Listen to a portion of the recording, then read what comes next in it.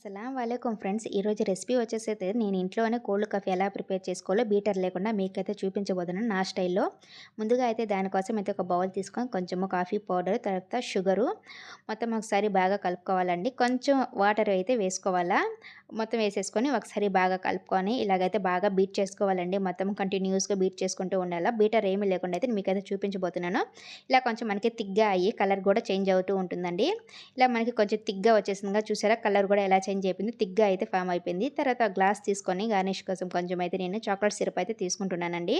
కలర్‌ఫుల్‌గా బాగుంటుందిగా చూడ్డానికి కూడా అని నేనైతే కొంచెం చాక్లేట్ సిరప్ అయితే గార్నిష్ చేసుకొని దానికోసం అయితే కొంచెము ఐస్ క్యూబ్స్ యాడ్ చేసేసుకొని ముందుగా మనం ప్రిపేర్ చేసుకున్నాం కదా కాఫీ కోసము, అవి ఒక 2 స్పూన్స్ అయితే యాడ్ చేసుకుంటున్నానండి నేనిక్కడ. 2 స్పూన్స్ తీసుకొని నేనిక్కడ కాచి చల్లార్చిన చిల్డ్ మిల్క్ అయితే తీసుకుని, కోల్డ్ కాఫీ కదండీ, చిల్డ్ మిల్క్ అయితేనే బాగుంటుంది.